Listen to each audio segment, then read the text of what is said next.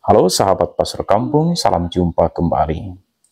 Kebanyakan orang Protestan sangat anti Maria, dan karenanya mereka selalu meyakinkan diri mereka dengan argumen bahwa penghormatan dan ajaran-ajaran gereja Katolik tentang Bunda Maria tidak alkitabiah.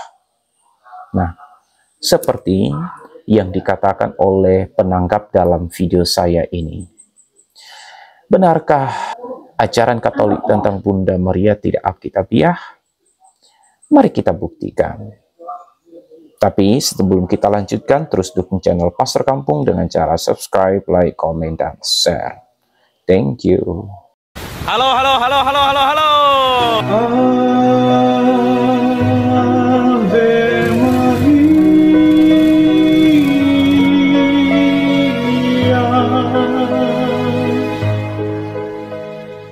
Kebanyakan penganut Kristen Protestan percaya bahwa Tuhan memilih Maria untuk memenuhi tujuannya.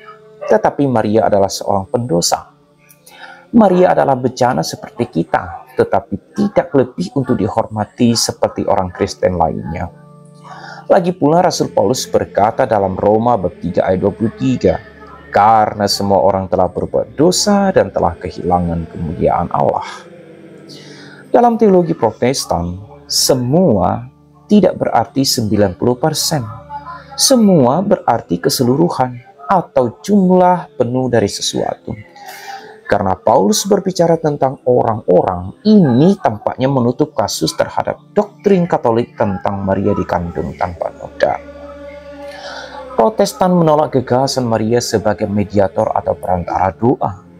Mereka berpendapat bahwa hal itu hanya pekerjaan Yesus Kristus sendiri.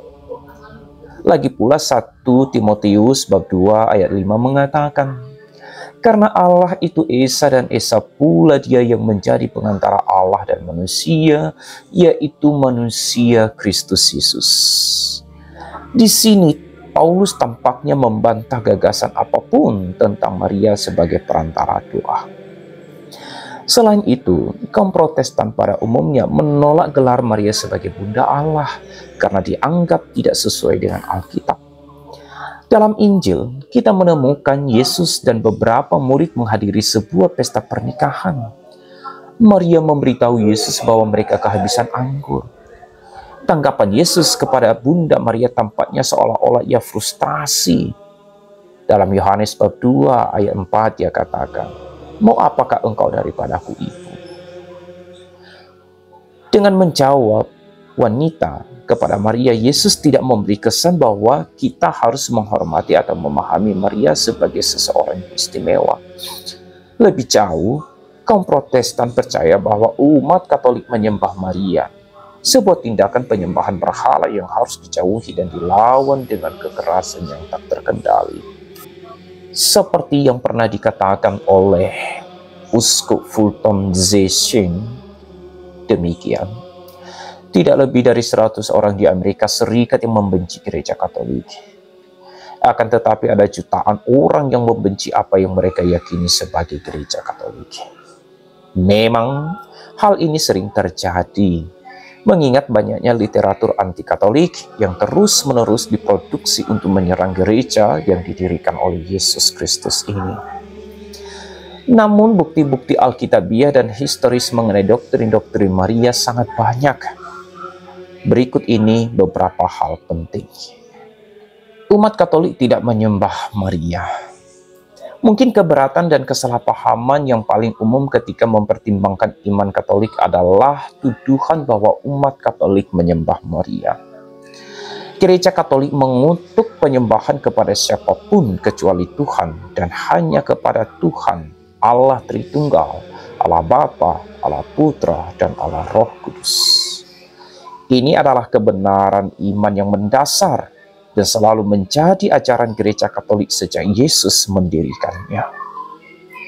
Sebaliknya, penghormatan yang besar kepada Bunda Maria merupakan bagian dari tradisi Katolik.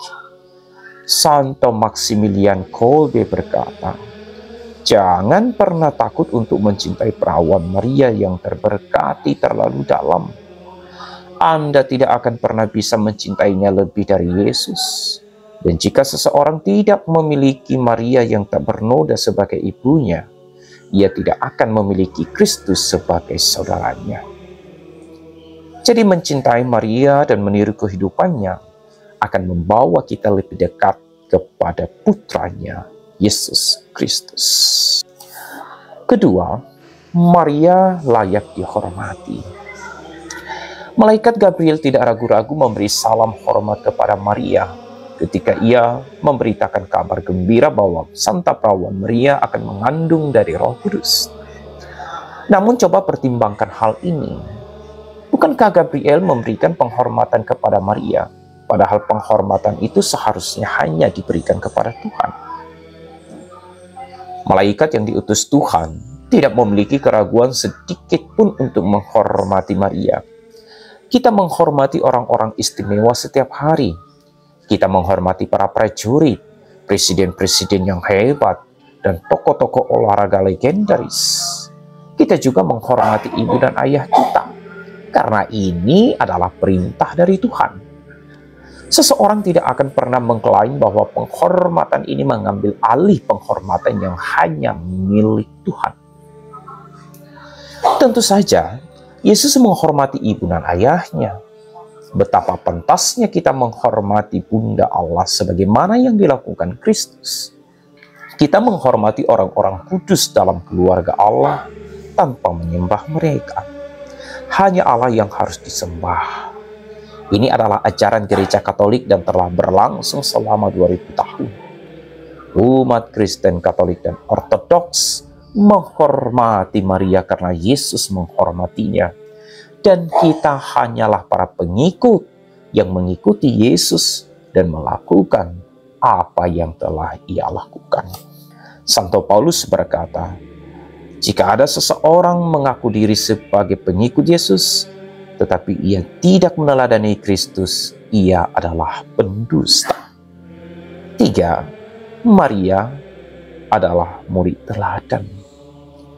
Dalam Lukas bab 1 ayat 38, Santa Maria dengan rendah hati menyatakan, jadilah padaku menurut perkataanmu. Beberapa ayat kemudian dalam apa yang disebut sebagai Magnificat, hati Bunda Maria bagi Tuhan diungkapkan ketika ia mengumumkan, jiwaku memuliakan Tuhan, dan hatiku bergembira karena Allah Juru Selamat, sebab ia telah memperhatikan kerendahan hamba-Nya. Sesungguhnya, mulai dari sekarang, segala keturunan akan menyebut aku berbahagia. Lukas bab 1 ayat 46 sampai 55. Bukankah setiap orang Kristen harus ingin menjadi seperti Maria dan menyatakan kebesaran Tuhan yang Maha Kuasa, sambil menyadari bagaimana roh kita bergembira karena Tuhan Juru Selamat kita? Bukankah semua pengikut Yesus yang sejati harus menanggapi dengan ketaatan penuh kepada Tuhan seperti yang dilakukan Santa Maria? Santa Maria adalah murid yang sempurna untuk diteladani oleh setiap orang Kristen. 4. Maria dalam sejarah keselamatan. Bukti doktrin Maria ditemukan di tempat yang sama di mana Protestantisme berpendapat bahwa doktrin itu tidak ada, yakni Alkitab. Maria digambarkan dalam kitab Kejadian. Ia berpartisipasi dengan Yesus dalam Injil, dan ia terlihat melawan setan dalam kitab Wahyu. Dari halaman pertama Alkitab hingga kitab terakhirnya, peran Santa Maria dalam sejarah keselamatan sungguh mencengangkan. Dalam kitab Kejadian, ada sebuah nubuat yang mencengangkan. Tuhan berkata, aku akan mengadakan permusuhan antara engkau dan perempuan itu, dan antara keturunanmu dan keturunannya. Ia akan meremukkan kepalamu, dan engkau akan meremukkan tumitnya. Kejadian bab 3 ayat 15. Bagian ini disebut proto-evangelium, yang berarti Injil pertama. Disinilah kita menemukan pengumuman pertama tentang Mesias. Terjadi pertempuran antara ular dan perempuan, dan kita menemukan nubuat tentang kemenangan akhir keturunan perempuan atas setan. Siapa yang akhirnya meremukkan kepala ular? Ini pastilah Yesus yang meremukkan kepala setan di kayu salib di Kalvari. Tempat di Kalvari di mana Yesus mengalahkan setan berarti tempat tengkorak yang mengingatkan pada peremukan kepala setan. Karena Yesus adalah benih atau keturunan perempuan itu. Siapakah perempuan itu? Perawan Maria yang terberkati. Dia digambarkan di sini di awal kitab Kejadian. Dalam kisah penyaliban yang diceritakan Yohanes, Maria berdiri di dekat salib ketika Yesus berkata kepadanya, "Ibu, inilah anakmu." Dan kepada murid-muridnya, "Inilah ibu." Yohanes bab 19 ayat 26 sampai 27. Maria bukanlah ibu kandung Yohanes, namun Yohanes disebut sebagai anak Maria, dan Maria adalah ibu Yohanes. Hal ini menimbulkan implikasi yang tidak mengenakan dan dilema bagi kaum Protestan yang bersikeras bahwa kita tidak boleh menyebut Maria sebagai ibu kita. Meskipun demikian, Alkitab mengatakan bahwa Maria menjadi ibu Yohanes. Murid yang dikasihi adalah teladan yang harus diteladani oleh semua murid Yesus, termasuk kita. Murid yang dikasihi Yesus membawa Maria ke rumahnya dan menjadi anak rohani baginya. Maria pun menjadi ibu rohani bagi murid yang dikasihi itu. Orang-orang Kristen yang mengikuti teladan kemuridan dari murid yang dikasihi Yesus harus bertanya, apakah saya seperti murid yang dikasihi itu dengan membawa Maria ke rumahku? Ketika kita mempertimbangkan bagaimana murid ini setia menaati perintah Yesus untuk menerima Maria sebagai ibunya, wajar bagi semua orang Kristen untuk melakukan hal yang sama. Dalam kitab Wahyu, ada hubungan menarik lain yang membuktikan Maria sebagai wanita dan ibu rohani orang Kristen. Wahyu bab 12 ayat 17 menyatakan, "Maka marahlah naga itu kepada wanita itu, lalu pergi memerangi keturunannya yang lain, yaitu mereka yang menuruti perintah-perintah Allah dan memberi kesaksian tentang Yesus." Wanita dalam kitab Wahyu memiliki anak-anak lain yang menuruti perintah-perintah Allah dan memberikan kesaksian tentang Yesus yang adalah orang Kristen. Mengingat bahwa Yesus menyebut Maria sebagai ibu Yohanes dan Yohanes kini menyebut Maria sebagai ibu semua umat Kristiani, kita dapat dengan mudah melihat dasar kitab suci untuk pengakuan Maria sebagai ibu rohani kita dan ibu gereja. 5. Wanita yang berpakaian matahari. Rasul Yohanes menulis tentang seorang wanita dan seorang anak dalam kitab Wahyu. Demikian dikatakan, "Lalu terbukalah bait suci Allah di surga dan terlihatlah tabut perjanjian di dalam bait suci itu. Terjadilah kilat dan gemuruh-gemuruh, gempa bumi dan hujan es yang dahsyat. Satu tanda besar tampak di langit. Seorang perempuan berselubungkan matahari dengan bulan di bawah kakinya, dan sebuah mahkota dari 12 bintang di kepalanya. Ia sedang mengandung dan mengeluh dengan keras sambil hendak melahirkan. Dan suatu tanda lain tampak di langit, yaitu seekor naga merah besar dengan 7 kepala dan 10 tanduk, dan di atas kepalanya ada 7 mahkota. Dan ekornya menyeret sepertiga dari bintang-bintang di langit dan melemparkannya ke atas bumi. Dan naga itu berdiri di hadapan perempuan yang hendak melahirkan itu untuk menelan anaknya yang sedang melahirkan itu. Ia melahirkan seorang anak laki-laki yang ditentukan untuk menggembalakan semua bangsa dengan gada besi. Tiba-tiba anaknya itu dirampas dan dibawa kepada Allah dan ke tahtanya. Siapakah wanita ini? Siapakah wanita yang berselubungkan matahari? Apakah dia gereja, Santa Maria, atau Israel? Wanita itu memiliki seorang anak laki-laki yang ditakdirkan untuk memerintah semua bangsa. Sebuah referensi yang jelas kepada Yesus dan kekuasaannya sebagai Raja. Yesus diangkat ke surga yang oleh agama Kristen Apostolik disebut kenaikan.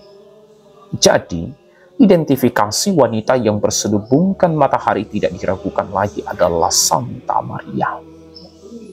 Untuk melengkapinya, wanita itu juga dapat merujuk kepada gereja dan Israel. Dalam teologi Katolik, semua ini valid. Berdasarkan kebenaran teologis ini, jelaslah bahwa rujukan Alkitab kepada Maria, yaitu Bunda Maria, bukanlah sesuatu yang dapat diragukan lagi, melainkan sebuah kata yang penuh dengan makna indah yang merujuk kembali ke awal mula rencana keselamatan Allah.